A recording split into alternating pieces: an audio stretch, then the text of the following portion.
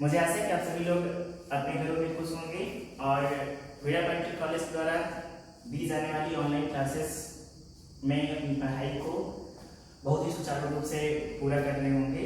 बेटा, आज हम लोग आप लोग की सोशल साइंस में chapter number 4 the early cities के आगे का जो पार्ट बचा हुआ भाग है उसको आज हम लोग कवर करेंगे।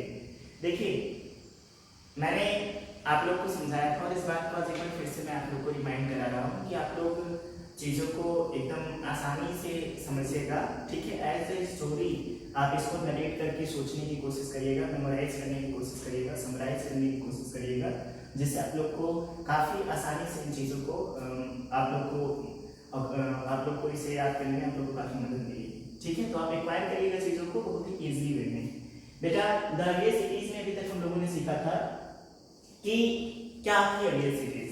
ठीक है, बेसिकली हम लोगों ने जाना था कि जो हमारी अर्लियर सिटीज हैं वो क्या थी, कैसे थी।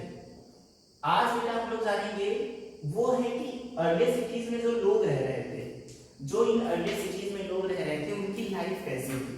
ठीक है, तो आज का जो हमारा जिस पर आज हम लोग बात करेंगे, आज की जो वीडियो जिस पर हम लोग आपसे चर्चा करेंगे हम, वो रहेगा बेटा लाइफ ऑफ अर्लिएस्ट पीपल। ठीक है, कि उनका जीवन कैसा था। ठीक है, उनके जीवन का मतलब क्या है बेटा कि जैसे देखिए, आज जब हमारा जिस तरह से हम अपने जीवन को जी रहे हैं, ठीक है, हमारे पास कुछ चीजें हैं, कुछ सुविधाएं हैं, कई सारी चीजें जिसकी सहायता से अपने जीवन को सुचारू रूप से चला रहे हैं। इनके टाइम पर लाइफ कैसी होती थी, क्योंकि जब आज के 100, 150, 2000, 3000 साल बाद जब कोई और हमारी लाइफ के बारे में जब पढ़ेगा तो वो पहले इनकी लाइफ के बारे में जानेगा, फिर हमारी लाइफ के बारे में जानेगा, तो कहेगा अरे गजब, कितना डेवलपमेंट हो रहा है, कितना ये लोग आगे की तरफ बढ़ते जा रहे हैं। वैसे बेटा अभी तक की जो हमारी जो ह्यूमन लाइफ है, अभी तक हमारा जो मानव सभ्यता है, जब इसको हम लोग पढ़ते हैं तो जैसे समय बीतता जाता है वैसे ही बहुत तेज गति से परिवर्तन देखने को मिलता है। और शायद ये उन्हीं परिवर्तनों का ही मतलब रिजल्ट है कि आज आप लोग इस ह्यूमन को, इस मानव को इतना ही डेवलपमेंट, इतना अधिक विकसित देख रहे हैं, क्योंकि समय के हर पड़ाव में हमेशा इसने डेवलपमेंट किया है, लगातार आगे बढ़ता गया। और आज खुद आप लोग इस बात के भी गवाह हैं कि आज ही परिवर्तन और विकास लगातार होता जा रहा है। तो इनकी लाइफ में क्या था, आइए उसको जानते हैं कि ये लोग कैसे रहते थे, क्या था इनका लाइफ। देखिए, बेसिकली जो हम बात कर रहे हैं वो हमारे हड़प्पन सभ्यता के लोगों के बारे में बात कर रहे हैं। इस बात को आप लोग समझिएगा। ये जो अर्लिएस्ट पीपल का मतलब है वो है हमारे इंडस वैली सिविलाइजेशन के हड़प्पन सभ्यता के लोगों के बारे में। तो हम जो इंडस वैली सिविलाइजेशन के लोगों के बारे में बात कर रहे हैं, तो हमारे पास एक छोटी सी जो चीज है जो हमें रिमेम्बर रखनी है, जो याद रखनी है, वो ये है कि ये ह्यूमन डेवलपमेंट की सबसे बेसिक इकाई थी। यहाँ से कहा जा सकता है कि यहाँ से ह्यूमन ने अपने आप को बढ़ाना शुरू किया होगा। ठीक है, तो आज हम जानेंगे कि इनकी लाइफ कैसी थी। तो देखिए, बेसिकली अगर हम अलग अलग पार्ट में बांटें, इनकी लाइफ को अगर हम टुकड़ों में बांट करके देखें तो कुछ हम लोग इस तरह से देखेंगे। जैसे सबसे पहले हम देखेंगे इनकी लाइफ का जो पहला पार्ट देखेंगे वो है एग्रीकल्चर एंड फूड। इनकी खेती, क्योंकि न्यूलिथिक एज में आप लोग को पता है, मैंने बताया था कि खेती की शुरुआत हो चुकी थी, तो हड़प्पन सभ्यता के जो लोग थे वो खेती करने में बहुत ही अधिक निपुण हो चुके थे। मतलब अब खेती और भी अधिक अच्छे तरीके से होती है, पर ये लोग जो थे वो अपने से पीछे वाले लोगों से और अच्छे तरीके से खेती कर रहे थे। ठीक है, इनका जो भोजन था उतना अच्छा नहीं हो सकता है, आज हम लोग की तरह ना रहा हो। ठीक है, लेकिन इनसे पहले की जो एजेस थी उनसे अच्छा इनका भोजन था। तो बेसिकली कहा जा सकता है कि ये पहले, हम जिसके बारे में, जिन लोगों के बारे में पढ़ रहे हैं, पहले ऐसे लोग थे जिन्होंने एक डेवलपमेंट के प्रोसेस से चलते हुए, एक सिस्टमैटिक ढंग से चलते हुए अपने आप को बढ़ाया। ठीक है, तो बात करते हैं बेटा इनके एग्रीकल्चर के बारे में। सबसे पहले तो देखिए, ये लोग ज्वार, बाजरा, ठीक है, और चावल, गेहूं, इनकी खेती करना इन लोगों ने सीख लिया था। कपास, इनकी भी खेती इन लोगों ने करना सीख लिया था। बेसिकली अब ये लोग क्या थे कि जो नियोलिथिक एज से पहले की जो बेटा परंपरा थी नोमैडिक लाइफ, ठीक है, नोमैडिक लाइफ का मतलब होता है बेटा खाना बदोशी जीवन। तो जो नोमैडिक लाइफ की परंपरा थी, इस नोमैडिक लाइफ की परंपरा को इन लोगों ने क्या कर दिया था, छोड़ दिया था। अब ये यहाँ वहां घूम घूम करके अपने भोजन को इकट्ठा नहीं कर रहे थे। अब खाने पीने के लिए इनके पास एक सोर्स था और वो सोर्स था खेती। बात समझ रहे हैं? इससे पहले क्या था कि ये खेती नहीं करते थे। हमारे जो इससे पहले के जो एंसेस्टर्स थे, जो इससे पहले एलियंस पीपल थे, वो अभी तक अपने स्थान को लगातार चेंज करते थे। जहां पर उन्हें भोजन मिलता था वहां रुकते थे, फिर उस स्थान को चेंज करके अगले स्थान पर शिफ्ट हो जाते थे। पर हड़प्पन सभ्यता के लोगों की जब खोज होती है 1921 1922, तो वहां की जो खोज से जो हमें साक्ष्य मिलते हैं, जो हमें प्रूफ्स मिलते हैं बेटा, उनसे बात सामने होकर के आती है कि हमारे आर्कियोलॉजिस्ट इस बात को प्रूव करते हैं, इसकी मुहर लगाते हैं कि इनकी जो खेती करने की शैली थी वो स्टार्ट हो चुकी थी। इन लोगों ने खेती करना और एक बहुत ही प्रॉपर वे में, बहुत ही अच्छे तरीके से खेती करना इन लोगों ने शुरू कर दिया था। मैंने आप लोगों को बताया था, उसी एक बार फिर से रिमाइंड करा रहा हूँ।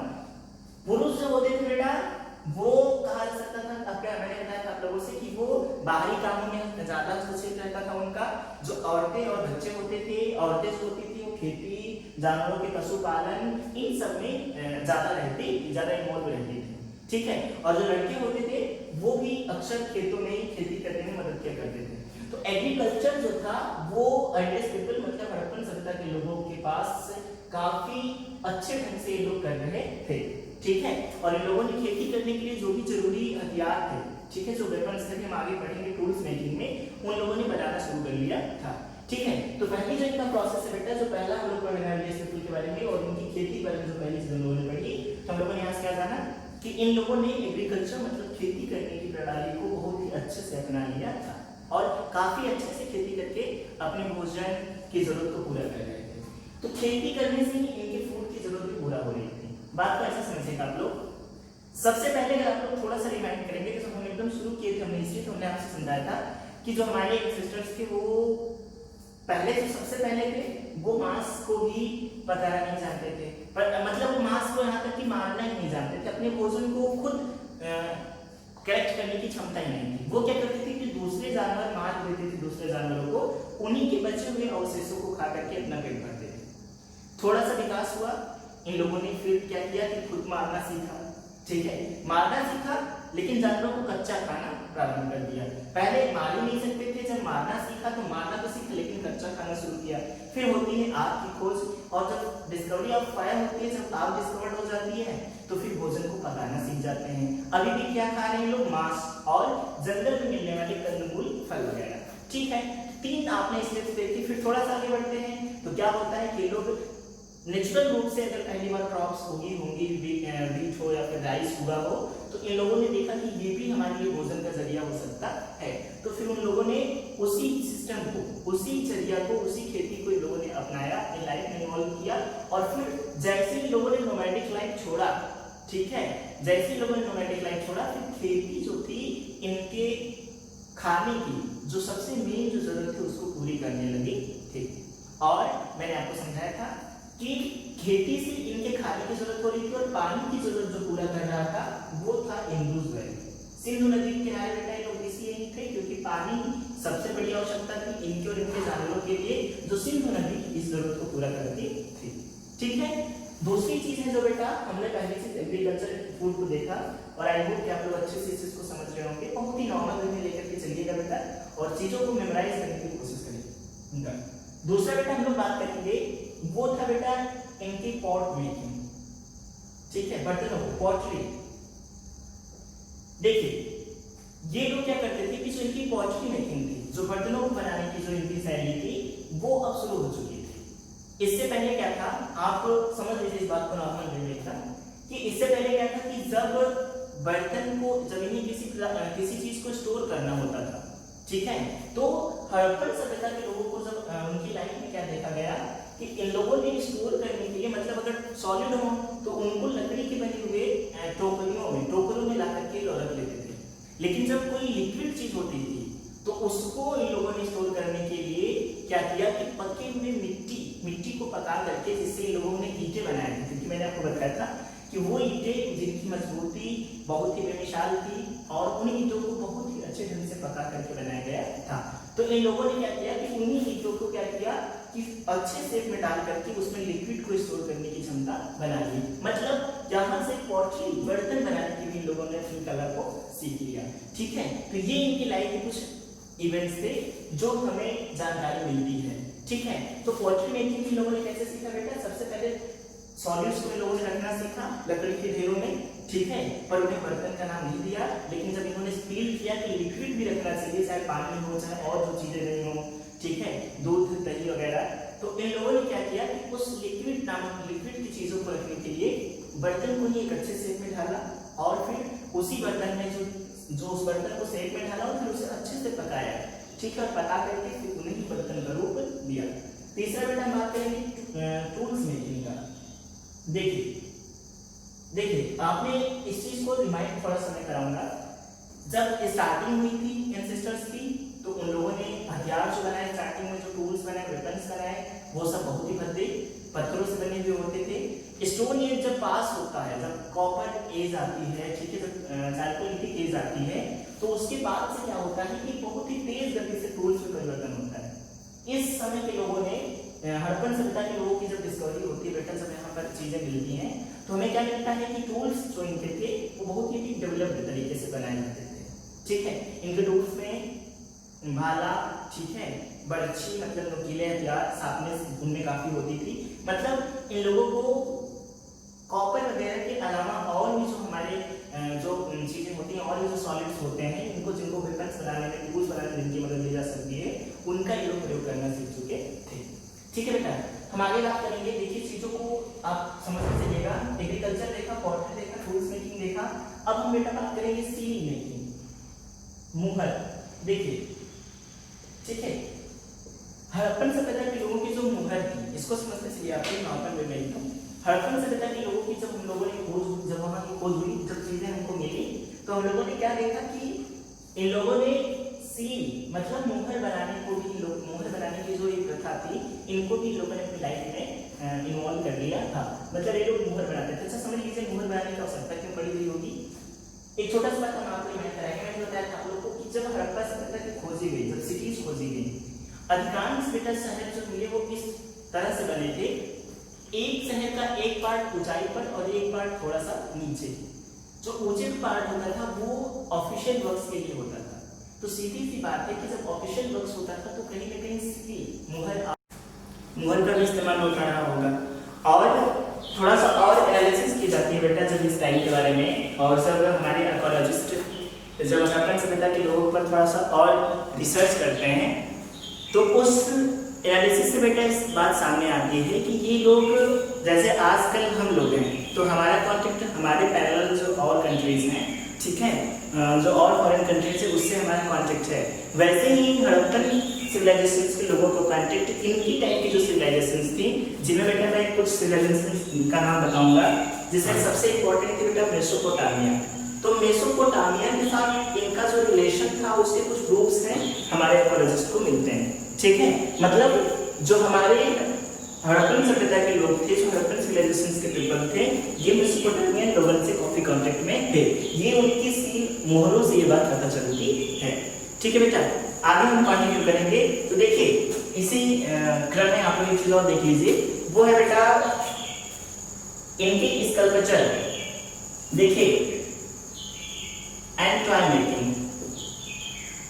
मैंने आपसे कहा कि अब नियोलिथिक एज से ही डेवलपमेंट की जो कड़ी शुरुआत हुई, जो कड़ी शुरू हुई विकास करने की, डेवलपमेंट करने की जो प्रोसेस शुरू हुआ, वो टाइम के साथ लगातार बढ़ता गया और हड़प्पन सभ्यता के लोगों तक, हड़प्पन सिविलाइजेशंस के पीपल तक आते आते क्या होता है कि वो कहीं न कहीं और ब्रॉड वे में बढ़ जाता है।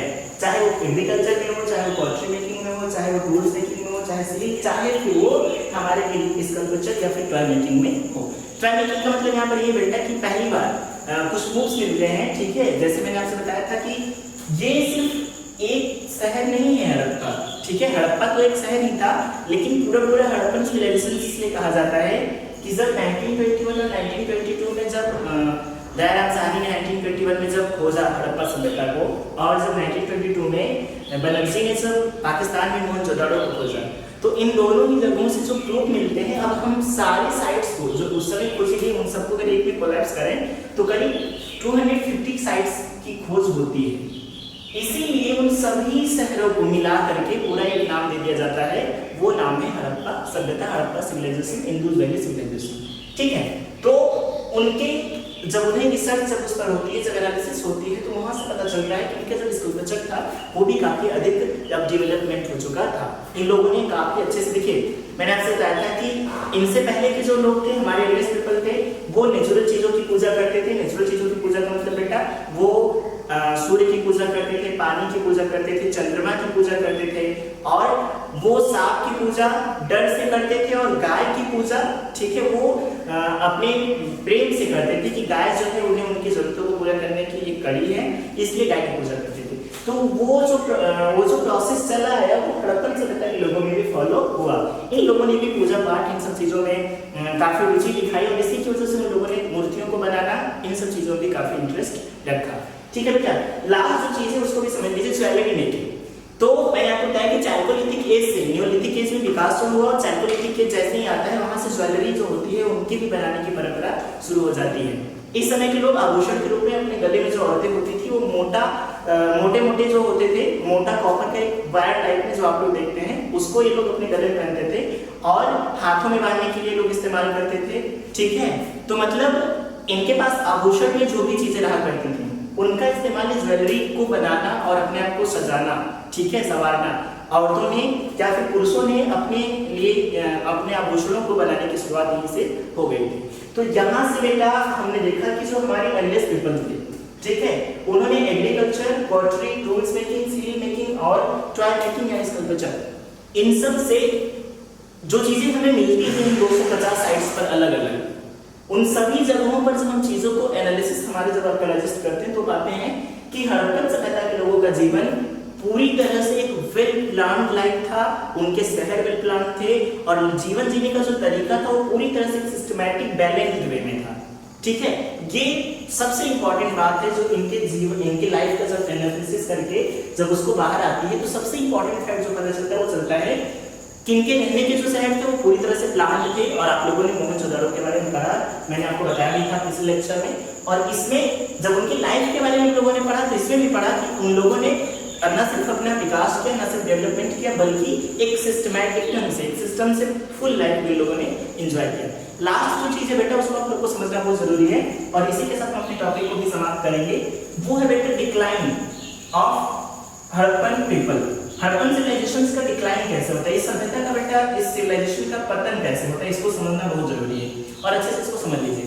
देखिए, ऐसा माना जाता है कि 1900 BCE से 1700 BCE, ठीक है, इसको समझ लीजिए आप लोग। 1900 BCE से लेकर के, BC का मतलब बिफोर कॉमन ईरा, 1900 BCE से लेकर 1700 BCE तक के आसपास किस टाइम फ्रेम में इस सिविलाइजेशन का जो है वो समाप्ति होती है। ठीक है, उसके बारे में हमारे जो आर्कियोलॉजिस्ट हैं उनके पास कोई प्रूफ नहीं है बेटा कि ये सभ्यता आखिर खत्म कैसे होती है, क्योंकि बिना खत्म हुए उसके ऊपर, क्योंकि बाद में आपको पता है कि खोजी गई, मतलब खोद करके इनके शहरों को दिखाया गया, निकाला गया, तो अब वो मिट्टी के अंदर दफन मतलब दब चुकी थी। तो इनकी सभ्यता का अंत कैसे होता है, इनकी समाप्ति कैसे होती है, क्योंकि आप लोगों ने अभी तक देखा तो आप लोग ये सोचेंगे कि इनकी लाइफ बड़ी सिस्टमैटिक ढंग से काफी अच्छे से चल रही थी, फिर समाप्ति कैसे होती है। तो आर्कियोलॉजिस्ट कुछ रीजंस बताते हैं, मैं उन्हीं रीजन को आपके साथ शेयर कर रहा हूँ, ध्यान से समझिए चीजों को। पहला रीजन ये बताते हैं, हो सकता हो कि कोई चूंकि सिंधु नदी के किनारे रहते थे, ठीक है, तो पहला रीजन जो हमारे आर्कियोलॉजिस्ट सोचते हैं वो हो सकता हो कि सिंधु नदी में कोई बहुत भयंकर बाढ़ आई हो, उस बाढ़ के पानी की वजह से इस सिविलाइजेशन का अंत हो गया हो। पहला जो रीजन जो हमारे आर्कियोलॉजिस्ट ने सोचा उसको आप लोग ध्यान रखिएगा। उन लोगों ने कहा कि हो सकता है, देखिए सबके अपने अलग अलग विचार हैं बेटा, ठीक है, कोई भी एक ऐसी चीज नहीं है जिस पर हम कंफर्मली कह सकते हैं हाँ यही सही है, लेकिन चूंकि एनालिसिस और स्टडी पर ही सारी चीजों को हम आप जानते हैं, तो इसी आधार पे जो हमारे आर्कियोलॉजिस्ट थे उनके अनुसार सबके अलग अलग मत हैं और उन्हीं को हम आपके साथ शेयर कर रहे हैं। तो पहला है, हो सकता हो कि किसी सिंधु नदी में आई किसी भयंकर बाढ़ की वजह से इन लोगों का अंत हो गया हो। दूसरा, किसी नेचुरल डिजास्टर के द्वारा, कोई प्राकृतिक आपदा आई हो, उसके द्वारा इनके जीवन की समाप्ति हो गई हो। प्राकृतिक आपदा का मतलब बेटा जैसे भूकंप, बाढ़, ठीक है, बाढ़ के बारे में आपने जाना है जो सिंधु नदी उसके पास थी, भूकंप का आना, इस तरह के कुछ एग्जांपल्स थे, इस तरह के कुछ रीजंस हो सकते हैं, इस तरह के कुछ काजेस हो सकते हैं जिसकी वजह से इनका अंत हुआ। तीसरा है बेटा, हो सकता हो कि किसी फॉरेन अटैक से, किसी विदेशी आक्रमण से ये लोगों का, इनकी सभ्यता का, इनकी सिविलाइजेशन का पतन हुआ हो, और जो बचे लोग रहे हों उसको छोड़ करके, क्योंकि मैंने बताया कि ये सिर्फ उस समय अकेले नहीं थे, इस टाइम फ्रेम में इनके साथ मेसोपोटामिया, ठीक है, और थोड़ा सा पीछे जाएंगे तो मिस्र, तो ये सभी जो सिविलाइजेशंस थी वो भी काफी डेवलपमेंट, मतलब वो भी धीरे धीरे विकास कर रही थी।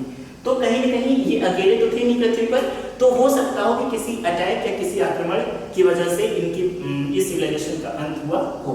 तो डिक्लाइन के बेटा कई सारे रीजंस हैं, कोई भी एक काज हम कंफर्मली नहीं कह सकते कि यही काज इंपॉर्टेंट, यही मेन है, पर आपको तीनों ही चीजों का ध्यान रखना है। हो सकता है किसी नेचुरल डिजास्टर के द्वारा, या फिर किसी अटैक के द्वारा, या फिर सिंधु नदी में आई कोई भयंकर बाढ़, इन सब के द्वारा इस सिविलाइजेशन का अंत हुआ। ठीक है बेटा, तो आगे की जो चीजें हैं उसको हम लोग नेक्स्ट वीडियो में आपके साथ मिलकर के बात करेंगे। अभी तक की सारी चीजों को आप बहुत ही सिस्टमेटिक, देखिए नॉर्मल वे में आप एकदम समझिएगा चीजों को, 4 चैप्टर में है, और हर एक चीज जो है वो धीरे धीरे आगे की तरफ बढ़ रही है। टाइम को अगर आप समझेंगे तो आप, मेरे अनुसार आप टाइम फ्रेम को ही अपना इंपॉर्टेंट फैक्टर मानिए, और इसी के सहायता से चीजों को मेमोराइज समराइज करने की कोशिश करें। Okay students, thank you.